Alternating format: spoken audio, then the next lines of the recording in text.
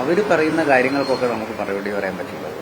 ഒരാൾ വ്യക്തിപരമായി വിശ്വാസിയാണോ വിശ്വാസിയല്ലേ എന്നുള്ളത് അയാളുടെ വ്യക്തിപരമായ കാര്യമാണ്. അതൊന്നും നമുക്ക് ഈ തെരഞ്ഞെടുപ്പിൽ ഒരു സ്ഥാനാർത്ഥിയെ നിർത്തുന്ന സമയത്ത് എടുത്ത് നോക്കേണ്ട കാര്യമൊന്നുമില്ല.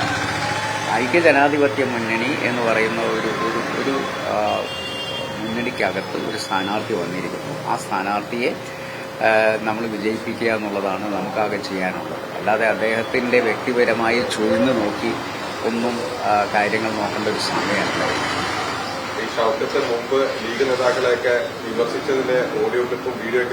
അതിപ്പോ അങ്ങനെയാണെങ്കിൽ സ്വരാജ് VS അച്യുതാനന്ദനെതിരെ പറഞ്ഞ ഓഡിയോ ക്ലിപ്പും ഉണ്ടല്ലോ. അപ്പൊ അവരുടെ ആദ്യത്തെ വിഷയം അത് തീർക്കട്ടെ. അത് പിണറായി ആണോ VS ആണോ, പുള്ളി ഏത് പക്ഷാന്നുള്ളത് പുള്ളി ആദ്യം ഒന്ന് തീരുമാനിക്കും.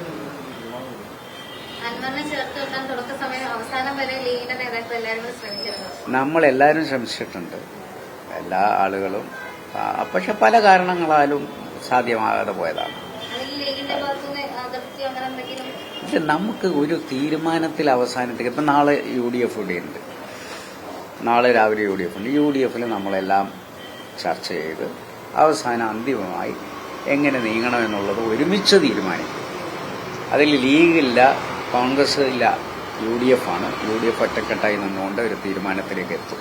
ഈ പ്രതിപക്ഷ നേതാവ് ആവർത്തിച്ച് പറഞ്ഞ ഒരു കാര്യം, ഈ ആര്യയുടെ ശ്രമത്തിനെ കുറിച്ച് പറഞ്ഞ കാര്യങ്ങൾ അൻവർ പിൻവലിക്കണമെന്നായിരുന്നു. അത് പിൻവലിച്ചെങ്കിൽ മാത്രമാണ് UDF ഘടകകക്ഷിയാക്കുന്ന തീരുമാനം എടുക്കുമെന്നുണ്ടായിരുന്നു.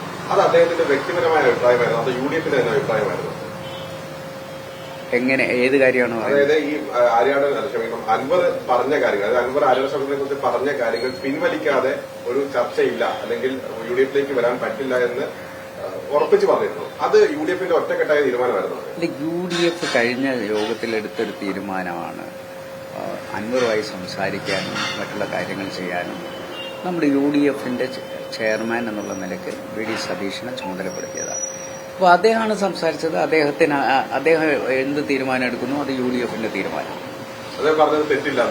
അദ്ദേഹം എന്ത് പറയുന്നു അതാണ് UDF അന്ന് തീരുമാനിച്ചത്, അതാണ് അദ്ദേഹത്തിനെ ചുമതലപ്പെടുത്തിയതാണ്.